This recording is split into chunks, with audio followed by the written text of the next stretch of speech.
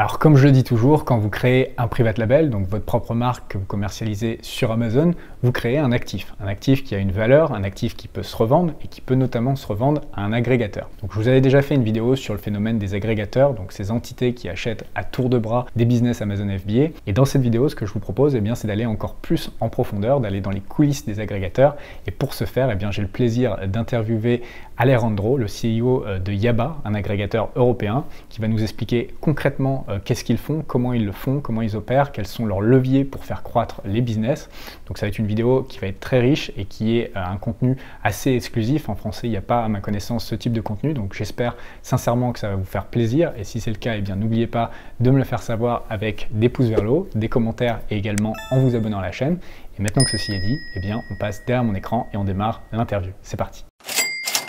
Salut Alejandro, bienvenue sur Oseille TV. Salut Julien. Merci d'avoir accepté l'interview. Est-ce que tu peux commencer par te présenter, nous en dire un petit peu plus sur ton parcours? Moi, j'ai commencé ma carrière professionnelle en 2011 à Londres. J'ai commencé en travaillant dans l'investment banking pendant 2 ans et demi. Après, j'ai changé un fonds d'investissement anglais qui faisait de la dette. On investissait dans le crédit des compagnies. Et finalement, en 2017, j'ai créé une compagnie d'Internet appelée Mr. Now. C'était un marketplace qui connectait des restaurants avec des professionnels jusqu'au décembre 2020. Et c'est en janvier 2021 où on a commencé avec Yaba. Yaba, qui est un agrégateur. Est-ce que tu peux commencer par nous expliquer qu'est-ce que c'est qu'un agrégateur? Oui, Yaba, c'est un agrégateur. J'imagine que vous avez vu, il y a une tendance très forte de plein d'agrégateurs qui sont nés dans les derniers 3 ans, 2-3 ans. Un agrégateur, ce qu'il fait, c'est on cherche à trouver des marques qui vendent surtout sur Amazon pour les acheter. Et une fois on les a achetées, on implique des leviers de croissance pour essayer que ces marques-là grandissent d'une façon accélérée. C'est ça ce qu'on fait. On a des critères d'investissement. On cherche des marques avec certains critères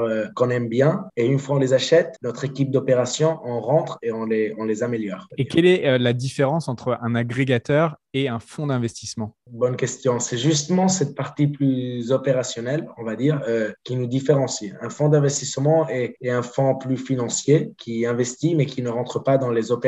Normalement, un fonds d'investissement investit, mais il laisse l'équipe fondateur continuer de gérer la compagnie. Ici, c'est pas le cas. Parfois, on va continuer avec l'équipe fondateur qui rejoint Yaba, mais normalement, Yaba a une équipe d'opération en interne qui fait un peu tout dans la value chain, dans la chaîne de valeur. Et c'est nous qui vont essayer d'opérer la marque et qui vont essayer de faire croître la marque le plus vite possible en regardant tout depuis le sourcing jusqu'à le listing, le marketing, etc. Donc maintenant, ça doit être plus clair pour tout le monde. Est-ce que tu peux nous expliquer également pourquoi soudainement on entend parler des agrégateurs Amazon FBA? C'est quelque chose, quand j'ai commencé sur Amazon il y a 6-7 ans maintenant, ça n'existait pas. Enfin, c'était pas, je ne sais pas s'il y en avait déjà à l'époque, mais c'était quelque chose dont on ne parlait pas vraiment.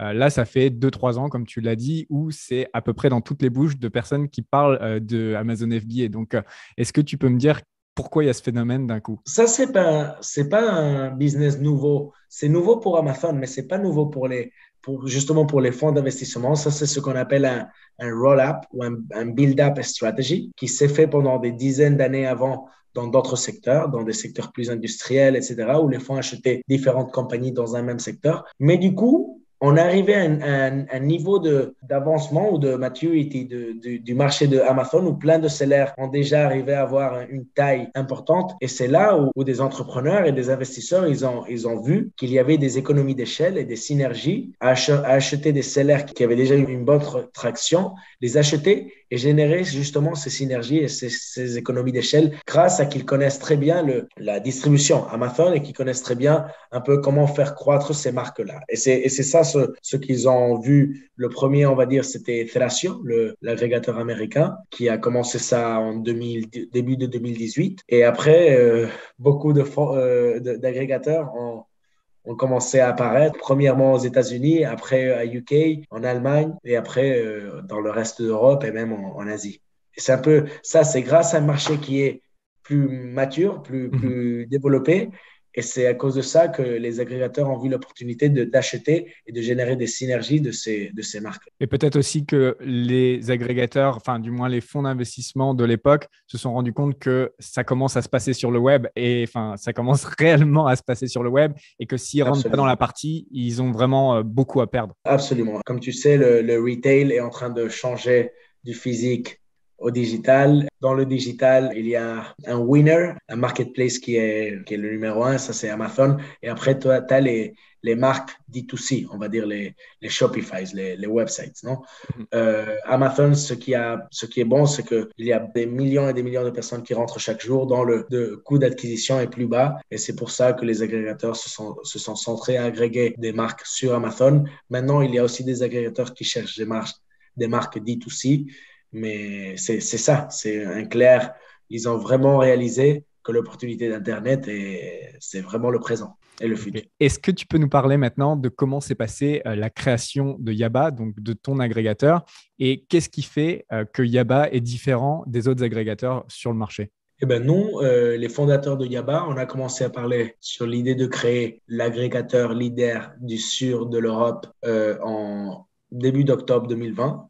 Dans ce moment-là, en début d'octobre 2020, tout le secteur des agrégateurs avait levé que 600 millions d'euros, ce qui est beaucoup, mais c'est pas trop si on le compare avec la chiffre maintenant. Maintenant, c'est 13,5 billions d'euros. Donc, c'est vraiment milliards, exactement. C'est de 600 millions à 13,5 milliards en un an et demi, on va dire. Donc, c'est incroyable la vitesse de levée de fonds qui se sont passées là. Et nous, ce qu'on a vu, c'est un modèle de succès de Thrasio, le premier player américain. On a fait une analyse de l'opportunité dans le sud de l'Europe. On a vu qu'il y avait beaucoup de salaires en France, beaucoup de salaires en Italie, beaucoup de salaires en Espagne, même en Eastern Europe. Et on a décidé de créer un agrégateur qui allait se centrer justement dans ces géographies-là. Et c'est ce qu'on a fait. Donc, les points qui nous font différents, moi je dirais trois. Un, c'est qu'on met notre focus dans l'opération, c'est-à-dire c'est pas seulement on va dire une stratégie d'acquisition, c'est aussi une stratégie de gérer bien les marques. Et pour cela, il faut avoir des professionnels qui savent gérer les marques et qui savent activer les leviers de croissance. Et nous, on met beaucoup d'efforts à développer cette partie-là de une fois on a acheté, être capable d'avoir une belle opération. Après, c'est notre focus dans ces géographies-là. On est l'agrégateur qui est plus proche aux salaires en France, en Italie, en Espagne et dans les pays de l'Est de l'Europe. On a des personnes en France, on a des personnes en Italie, on a des personnes en Espagne qui parlent les langues natives de chaque pays. Et aussi, on essaye d'être plus, on va dire, de générer une relation de confiance. D'accord? On n'est pas agressif quand d'autres agrégateurs qui arrivent dans le marché, ils disent, moi, je paye ça, et où tu le prends ou tu le laisses. Nous, on essaye d'avoir une relation dans le long terme avec le seller et de comprendre c'est quel type de structure ou d'opération que le seller veut faire. Est-ce que tu peux nous parler un petit peu du type de business qui t'intéresse en tant qu'agrégateur? Qu'est-ce que tu aimerais acheter et qu'est-ce que tu n'aimes pas acheter aussi, enfin, ce que tu ne veux pas? Ça peut être intéressant de parler des deux côtés d'ailleurs. Il y a des critères d'investissement, des critères d'acquisition. Après, tu vois, ça n'existe pas le deal parfait. On a trouvé des deals ou des salaires presque parfaits pour nos critères, mais on a un peu de flexibilité. D'accord? Il y a des critères où on est plus flexible que d'autres, mais pour commencer, le salaire doit être un private label, ce qu'on appelle un private label, c'est-à-dire on ne fait pas des distributeurs, on fait des sellers qui ont créé leur propre marque. Après, le seller doit avoir un bon marge, ce qu'on appelle SDE. SDE, ça veut dire Seller Discretionary Earnings. C'est un peu la bottom line du seller, ajusté par son salaire, parce qu'on va pas pénaliser sa marque par son salaire, parce qu'on ne va pas le payer une fois on a fait l'opération. Donc, on cherche un marge d'SDE, on va dire entre 18 et 20% ou supérieur. D'accord? Des marques qui ont un très bon rating, supérieur à 4 étoiles. On cherche des marques qui sont très bien positionnées dans leur catégorie ou subcatégorie, des marques qui sont des leaders dans leur subcatégorie. Si possible, qui n'ont pas trop de SKUs, parce que comme tu sais, s'ils ont plein d'SKUs, ça génère plus de complexité dans l'opération. Donc, on cherche De des référence, hein, juste pour ceux qui ne connaissent pas le mot SKU, de référence. Exactement, de référence de produits. Donc, un cas idéal, si une personne vend 1 million d'euros avec 3 produits, c'est parfait. Si une personne vend 1 million d'euros avec 250 produits, ça va être plus compliqué pour nous. Après, qu'est-ce qu'on cherche de plus? La majorité des chiffres d'affaires doivent venir de Amazon et on va dire que le minimum SDE ou le minimum bottom line qu'on regarde pour les sellers, c'est 200 000 euros on va dire, de profit, de SDE. Annuel. Ça, c'est annuels. Ça, c'est le minimum qu'on regarde de taille. Est-ce que tu peux nous parler des multiples auxquels vous achetez habituellement les business? Alors, je sais que ce n'est pas facile de donner une seule réponse parce que chaque deal est unique, mais à peu près un ordre d'idée. Tu l'as très bien dit. Nous, on fait une analyse avant d'envoyer une LOI, une Letter of Intent. Une Letter of Intent, c'est une offre qui est pré-due diligence. Après, on va faire une due diligence détaillée et après, on va signer le SPA, le Sales and Purchase Agreement, le contrat final. Mais avant d'envoyer cette LOI, cette Letter of Intent, on fait une analyse pour voir combien on peut payer pour ce salaire-là. Et il y a plein de variables. On va dire la taille du salaire. S'il est plus petit, on paye un peu moins de multiples. Les leviers de croissance, si on voit où c'est une marque que vraiment directement on peut activer l'expansion géographique, on peut investir plus en PPC ou on peut améliorer le packaging et on voit clairement qu'il y a beaucoup de leviers de croissance à activer, on va être capable peut-être de payer un petit peu plus de multi parce qu'on voit la croissance directement appliquée une fois on a fait l'opération. Mais si je dois te donner un ordre de magnitude, je dirais on paye entre 3 fois pour les deals où l'on paye le moins et 4 fois on est arrivé même pour le earn-out, pour le paiement différé qui se paye après, jusqu'à 4,5 fois parfois. Donc, ça, c'est un peu où on est, plus ou moins entre 3,5 et 4,5.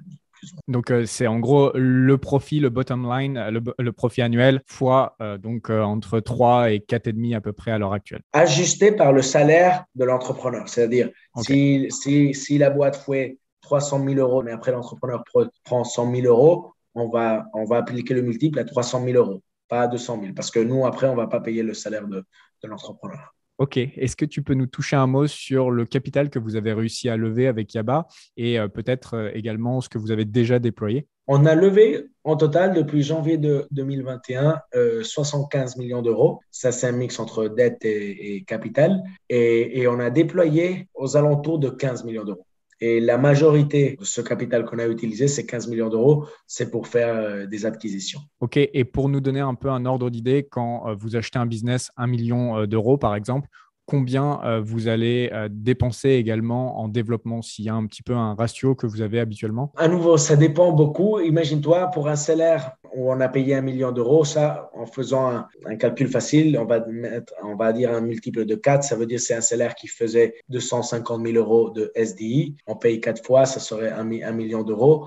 Après, ce qu'on fait, et ça c'est important, c'est qu'on ne paye pas tout le prix dans le premier jour. On laisse une partie du prix à 1 an ou à 2 ans. Comme ça, le salaire peut se bénéficier de la croissance de leur marque. C'est ce qu'on appelle un earn-out. Comme ça, si dans l'année 1 ou dans l'année 2, au lieu de 250 000, ils font 500 000 euros, on va appliquer le multiple fois le pourcentage du prix où on n'a pas payé par le nouveau SDI, le nouveau profit. En termes de pourcentage dédié au développement, ça dépend vraiment des marques. Il y a des marques qui déjà marchent seules. On investit un peu moins en futur développement. Il y a d'autres marques, on investit beaucoup. On investit à ouvrir d'autres géographies, à traduire les listings. On investit à changer le packaging. On fait même des rebrandings. Parfois, on doit investir beaucoup en stock, en inventaire, parce que ce sont des marques qui sont en train de faire des ruptures de stock. Et donc, nous, comme on veut croître en dehors de leur pays où ils sont actifs, on fait un fort investissement en inventaire. Généralement, on augmente beaucoup l'investissement en marketing aussi. Donc, on a un budget. Nous, on fait un budget de croissance et ça dépend des leviers qu'on veut activer. C'est pour ça que je ne peux pas te dire, pour un business où on paye 1 million d'euros, on investit 500 000 euros de plus parce que ça change vraiment beaucoup. C'est du cas par cas, OK. OK, donc ça, c'est vos leviers principaux. Est-ce que vous développez d'autres marketplaces et également le retail ou vous restez 100% Amazon? Un des principaux leviers de croissance, c'est ouvrir d'autres marketplaces. Par exemple, on est actif à Mercado Libre en Amérique du Sud. On est en train d'activer la Fava et Shopee au sud-est asiatique. Ce sont des marketplaces généralistes, des marketplaces qui font plus de 30 milliards d'euros chacun d'eux. Et après aussi, pour quelques marques, on cherche des marketplaces plus locales, comme par exemple Mano a Mano, Mano Mano ou Cdiscount, Allegro, Otto, El Corte Inglés en Espagne. Il y a plusieurs marketplaces qui font sens pour quelques marques. Mais surtout, on va mettre le focus dans les grands marketplaces généralistes qui sont vraiment ceux qui peuvent nous donner un chiffre d'affaires très intéressant. Après, pour quelques marques, Bien sûr, on regarde aussi le offline. Le offline, même si la tendance est à tourner vers le digital, on voit vraiment une opportunité très grande pour quelques marques d'activer des produits dans les supermarchés, dans le physique, dans les physical retail. La question que tout le monde doit se poser, c'est que pourquoi, avec autant de capital, vous ne développez pas vos propres marques au lieu d'acquérir des marques existantes? C'est une bonne question. C'est une question de thèse et de vitesse de croissance. Pour nous, tout ce qu'on fait, c'est croître très rapidement, d'accord? Et comme tu sais, créer une marque, c'est pas rapide. Il y a une période de testing, il y a une période où la traction n'est pas très vite. Nous, ce qu'on achète, c'est des marques qui ont cette traction, c'est-à-dire qui ont cette croissance accélérée. Et nous, ce qu'on fait, c'est on accélère encore plus cette vitesse de croissance de chiffre d'affaires. Donc, c'est en dehors de notre thèse construire des marques. Tout ce qu'on fait, c'est acheter des marques et une fois les acheter, on les met dans notre procès d'opération pour activer tous ces leviers. On ne crée pas des marques parce qu'on cherche à croître plus vite que ce qu'une création de marque nous permet. Et c'est pour ça qu'on fait que de l'achat de marque. Une autre question qu'on m'a souvent posée en offline, comment on peut être sûr quand on soumet son business à un agrégateur, que ce soit Yaba ou un autre, comment on peut être sûr qu'ils ne vont pas voler l'idée pour créer une marque? Alors, tu viens de dire que ce n'était pas quelque chose que vous vouliez faire, de développer des marques, mais comment on peut en être sûr que l'idée ne va pas être volée? La première réponse, c'est vous pouvez être sûr parce que c'est en dehors de notre thèse. Vous allez voir que Yaba, tout ce qu'il a dans son portfolio, c'est des marques qu'on a achetées, mais surtout pour deux autres raisons plus légales, on va dire. On signe un NDA juste avant de recevoir l'info, on signe un NDA où on se compromet à ne pas créer une marque avec l'info qui nous a envoyé le seller. On va dire c'est un point réputationnel. Nous, on veut être du côté du seller, on veut que le seller aille plein de confiance sur nous. Le seller, pour vendre sa marque, pour vendre son bébé qui a créé il y a 5 ans, 6 ans, 3 ans, il doit vraiment confier dans l'autre partie. Et nous, ce qu'on essaye, c'est de générer cette confiance et du coup, on ne ferait jamais de prendre de l'info d'un seller et de créer une marque similaire à ce que lui, il fait. Mais c'est pour ça qu'on signe le NDA, Non-Disclosure Agreement, pour donner cette sécurité au seller qu'on ne va pas créer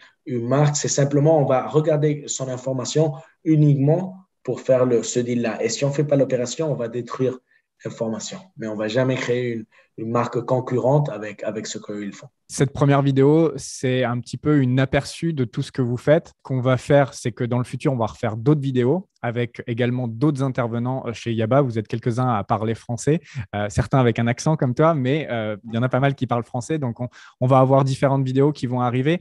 Est-ce que tu peux nous dire un petit peu ce que tu peux nous proposer, entre guillemets?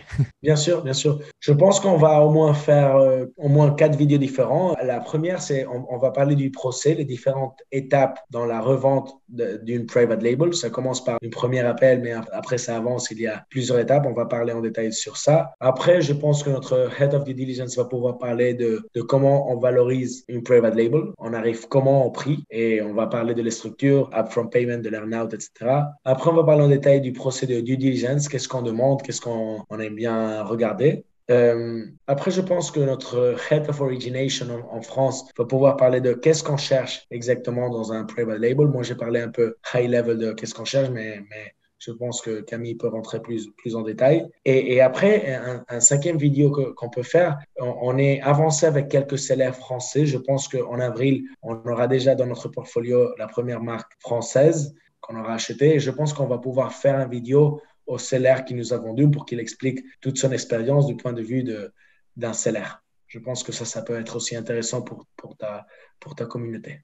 Effectivement, ça s'annonce comme un très, très bon programme. Donc, du coup, on va terminer cette vidéo aujourd'hui. La dernière chose qu'on peut dire à ceux qui regardent cette vidéo, s'ils sont intéressés par éventuellement revendre leur business, on mettra un formulaire juste en dessous de la vidéo. Ça engage absolument à rien, c'est-à-dire qu'ils vont juste soumettre les informations de leur business et ensuite, c'est vous qui allez voir si ça peut vous intéresser ou pas, c'est ça? Est-ce que tu peux expliquer comment ça va se passer juste après le formulaire? Exactement, oui. S'ils complètent le formulaire, une personne de mon équipe de origination va leur contacter. On va faire un premier appel où on va expliquer ce qu'on fait, comment ça marche le procès et on va leur demander un peu plus d'informations.